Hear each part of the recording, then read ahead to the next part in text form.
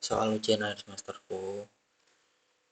Jadi di soalnya itu cuma disediain judulnya tetap. Nah, pelaksanaan dalam jaminan fidusia. Nah, jaminan fidusia itu apa? Pengalihan hak. Jaminan fidusia, pengalihan hak kepemilikan. Nah, pada lembaga pembiayaan di Kota Semarang. Nah, lembaga pembiayaan itu apa? Lembaga pembiayaan itu contohnya kayak asuransi.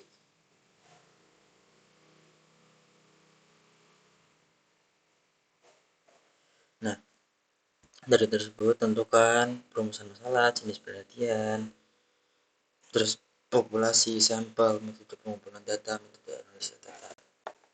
Nah, eh, pas aku tuh rembuk sama teman-temanku, katanya tuh kalau misalkan pelaksanaan yang jaminan fidusia pada lembaga pembiayaan di Kota Semarang itu masih terlalu umum. Lembaga pembiayaan itu kan banyak. Nah, untuk memudahkan menentukan populasi, menentukan sampel, eh, itu tuh katanya, kata teman-temanku, itu dikembangin aja, yang penting nggak out dari judul ini. Nah, ini kan terkait permasalahan ini kan pengalihan kepemilikan hak dari lembaga pembiayaan kan. Nah, ya udah, akhirnya kita browsing cari lembaga pembiayaan di Kota Semarang yang pernah mengalami permasalahan. Nah, aku browsing ketemulah ini PT Mitra Pinastika Mustika Finance. Nah, ya udah, akhirnya aku pakai lihat jurnal-jurnal dan pakai rumusan masalah gini. Bagaimana pelaksanaan eksekusi jaminan fidusia dalam penyelesaian kredit macet di perusahaan pembiayaan PT Mitra Pinastika Mustika Finance di Kota Semarang. Bagaimana hambatan-hambatan dalam eksekusi objek jaminan fidusia dalam penyelesaian kredit macet di perusahaan pembiayaan PT Mitra Mustika Finance di Kota Semarang. Nah, ini kan akhirnya kan rinci kan, jelas, maksudnya nanti ketika mau objek penelitiannya di mana, ya jelas aku di PT Mitra Pinastika ini. Nah, kalau misalkan nggak dikembangin lagi judulnya, itu bakalan kayak nanti objek penelitiannya di mana. Lembaga pembiayaan di Kota Semarang, lembaga pembiayaan di Kota Semarang itu banyak. Di mana? Nah, itu penyebabnya kenapa judulnya dikembangin lagi. Nah, ini tujuannya ada, dan di itu juga nggak terlalu kan langsung jenis penelitian kan. Nah, jenis penelitian itu kan eh, ada dua ya, nih, di sini nih. Ada hukum doktrinal normatif sama non doktrinal empiris. Nah, kalau normatif itu biasanya itu kayak mengkaji undang-undang, kayak apa ya, kayak misalkan kayak analisis yuridis terhadap undang-undang cipta kerja. Jadi dia terfokus sama undang-undang cipta kerja aja. Jadi kayak dia nggak perlu penelitian karena kajiannya dia itu terfokus sama undang-undang tok gitu. Nah, kalau penelitian hukum empiris itu mengkaji dan menganalisis bekerjanya undang-undang di masyarakat. Nah, kayak contohnya kayak punya kutub implementasi penyediaan ruang terbuka hijau berdasarkan peraturan daerah Kota Pekalongan. Nah, kayak analisisnya eh, analisisnya dari implementasi di mana.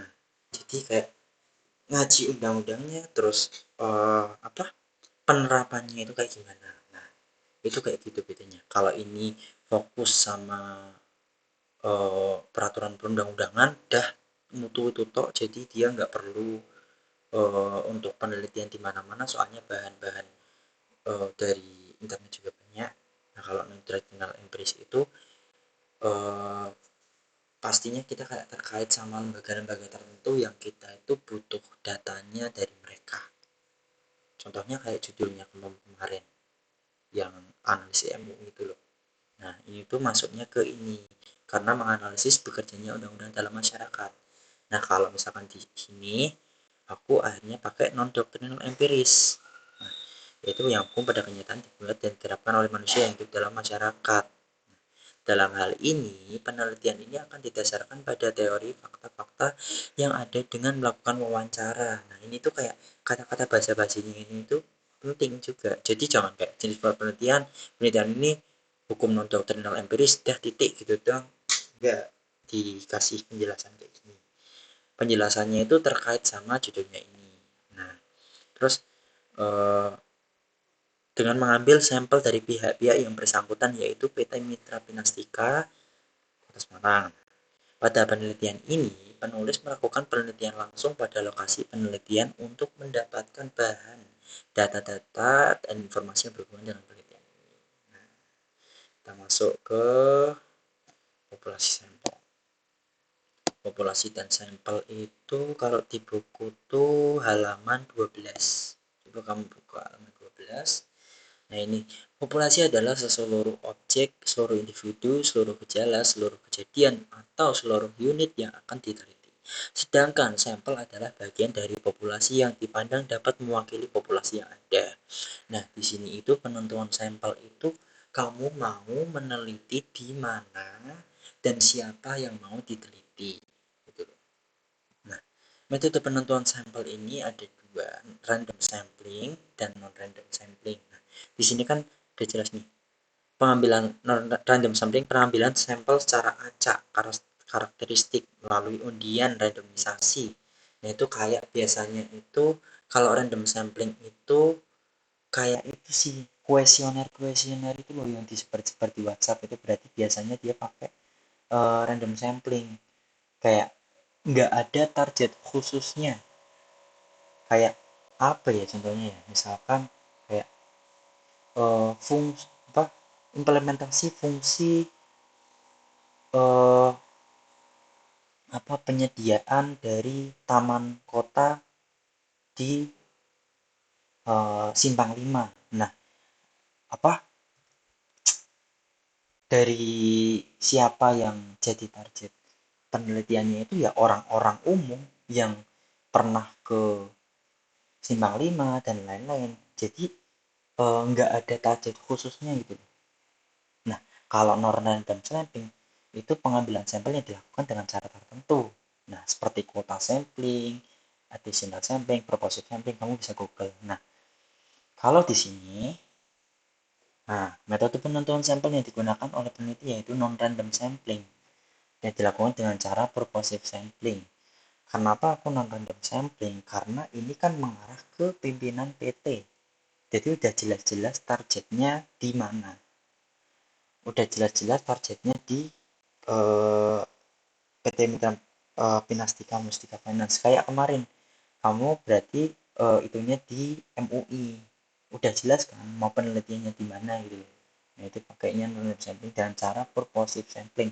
Nah, purposive sampling itu pengambilan sampel dengan menetapkan ciri-ciri khusus. Nah, kayak biar lebih rinci lagi itu siapa yang bakal jadi bahan penelitiannya kamu.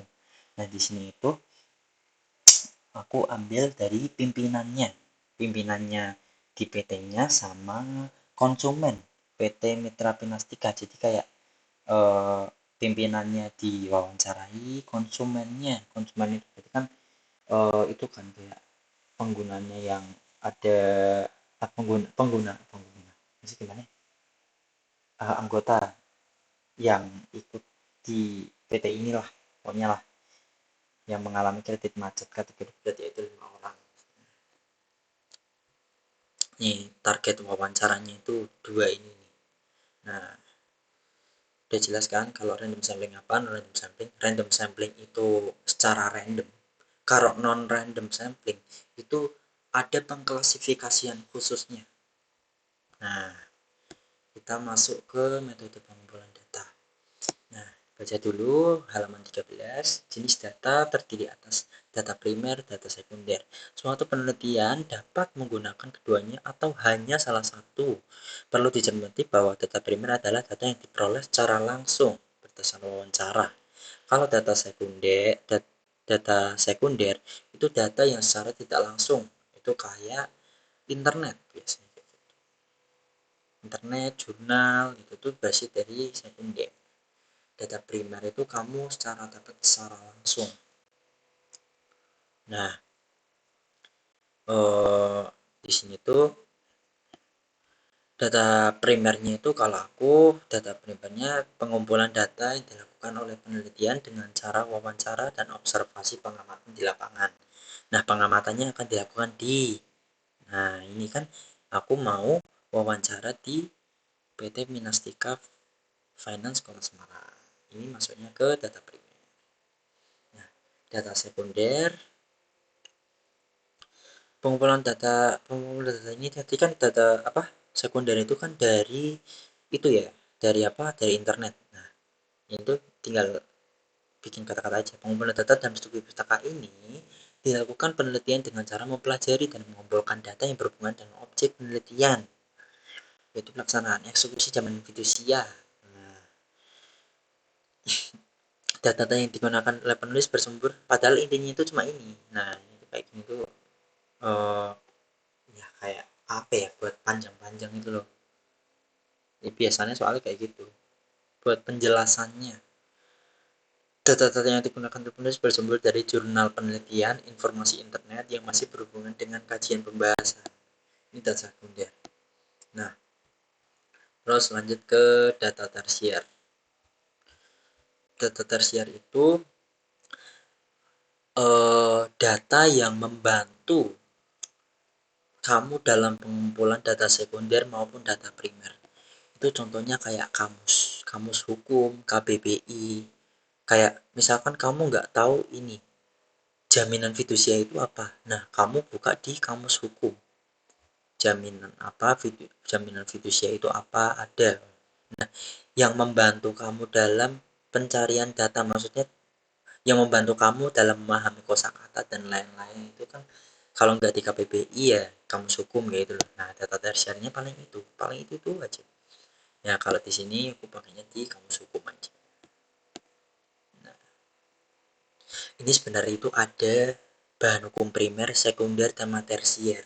Tapi kayaknya uasku kemarin itu aku belum pati mudeng sama bab ini.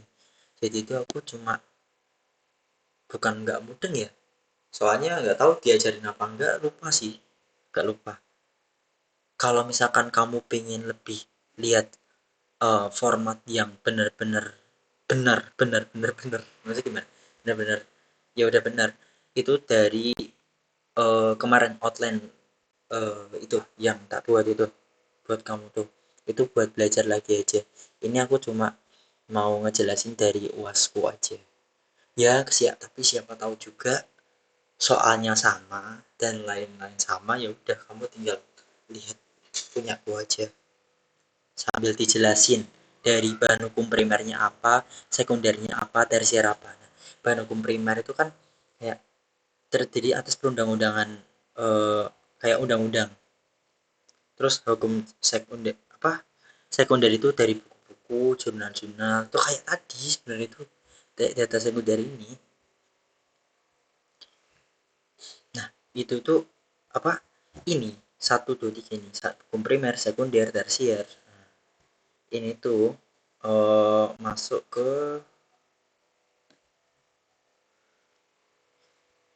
ke data sekunder. Nah, nih, data sekunder di bidang hukum terdiri atas bahan primer, sekunder, tersier. Berarti sebenarnya ini di bawahnya ini data sekunder ini tuh ada kayak peraturan perundang-undangannya tentang apa, perusahaan pembiayaan itu apa, undang-undangnya, cuma kayaknya nggak tahu deh. Ya pokoknya itulah. Nanti kalau pengen lihat format yang benar-benar betul, itu dari kemarin, dari apa, dari tugas outline-nya. Nah, kita lanjut ke ini, metode analisis data. Nah, di sini dari buku kan bilang cuma data yang terkumpul kemudian dianalisis secara kualitatif atau kuantitatif dan kemudian diambil simpulan dengan mempergunakan metode induksi atau deduksi. Nah, di sini kan ada kualitatif dan kuantitatif. Nah, kualitatif itu penelitian yang didasarkan pada objek, maksudnya difokuskan sama objek penelitiannya. Nah, biasanya itu berupa gambar, foto, video, pokoknya yang nyata lah, pokoknya bukan angka. Kalau misalkan kuantitatif itu tuh angka, biasanya tuh yang pakai penelitian metode analisis data kuantitatif itu tuh kayak anak-anak manajemen, anak-anak akuntansi, itu biasanya pakai kuantitatif, mereka pakainya analisis datanya pakai angka. Nah kalau kita hukum itu paling biasanya normalnya itu ke kualitatif. Nah kita masuk ke analisis datanya dari soalku ini. Nah metode analisis datanya dari penelitian ini analisis kualitatif, karena dengan menganalisis objek penelitian, metode ini digunakan untuk penjelasan data yang akan digunakan. Nah, objek penelitiannya kan PT itu. Metode ini untuk penjelasan data yang akan digunakan. Kita fokus sama data-data yang diperoleh dari penelitian yang kita amati di PT tadi. Nah, data yang dimaksud dari penulis yaitu data dari hasil wawancara pihak terkait, yaitu pimpinan PT Mitra dengan sampel dari dengan sampel dari itu apa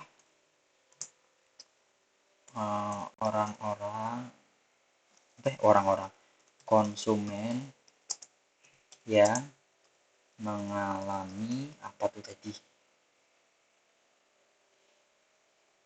kredit macet, konsumen yang mengalami kredit macet di PT ini.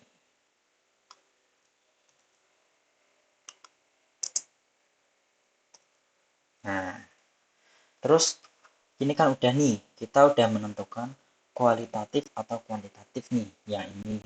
Nah, terus kemudian diambil kesimpulan dengan mempergunakan metode induksi atau deduksi. Nah, metode, bentar aku sambil ke Google ya. Metode deduksi. Nah, secara singkat ini kayak gini. Metode induksi itu diartikan sebagai salah satu cara untuk menarik kesimpulan yang umum. Maka metode deduksi adalah kebalikan dari metode induksi, karena ia menarik kesimpulan pada yang lebih khusus dan terperinci.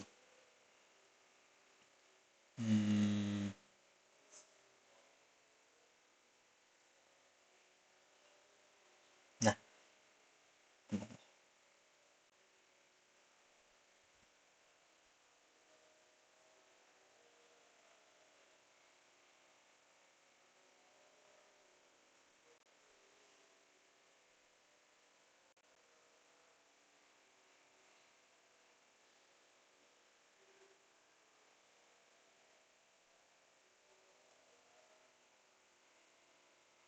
oh iya iya, ini kayak gini.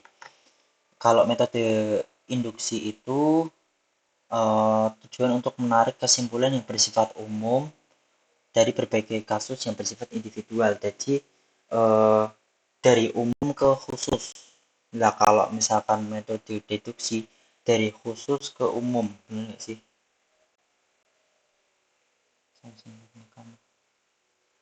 Ini kayak gini. Tak bacain aja.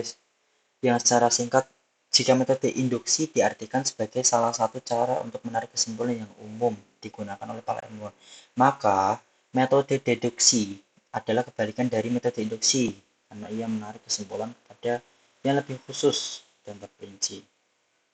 Nah, ini penjelasannya.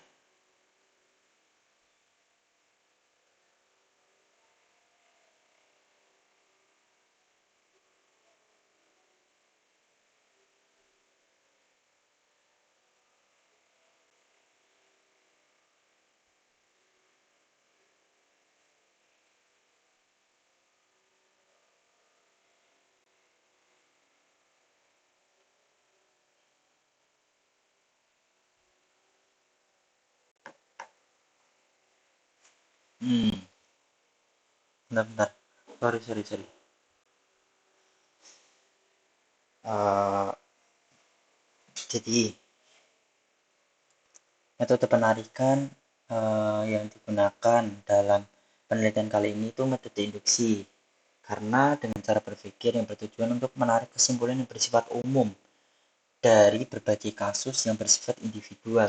Jadi itu kalau induksi itu dari umum ke khusus. Dari umum yang khusus.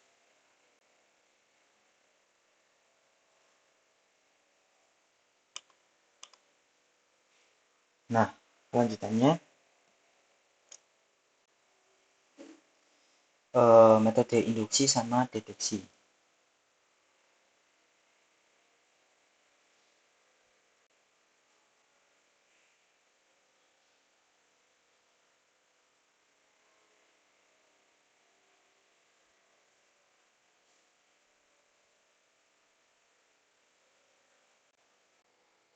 Oh ini maaf. Penalaran induksi itu menarik kesimpulan yang berdasarkan menarik kesimpulan umum dari skenario yang spesifik. Ya, ini kan kita mau menarik kesimpulan yang umum, ya. Tapi kita mengambil berbagai kasus yang bersifat individual. Individualnya itu kan khusus. Nah, sedangkan kalau deduksi itu menarik kesimpulan khusus dari permasalahan-permasalahan umum. Nah, itu kayak gitulah. Coba kamu dibuka aja di Google kalau misalkan kurang paham. Nah, kalau di sini aku pakainya penelitian kali ini menggunakan penarikan kesimpulan dengan induksi karena peneliti mencoba untuk meneliti tentang bagaimana pelaksanaan eksekusi zaman judisia dalam penyelesaian kredit macet di perusahaan pembiayaan PT Minastika di Kota Semarang dengan mengambil sampel dari konsumen yang mengalami kredit macet di PT Mitra Minastika Mustika Finance di Kota Semarang. Oke, kalau kurang jelas kamu coba itu aja ya, tanya. Soalnya aku ngomong kayak gini juga serentet susah. Ya seenggaknya kamu ada gambaran lah buat besok maksudnya kayak gimana. Kalau misalkan kurang jelas tanyain ya di WhatsApp. Oke, udah semangat.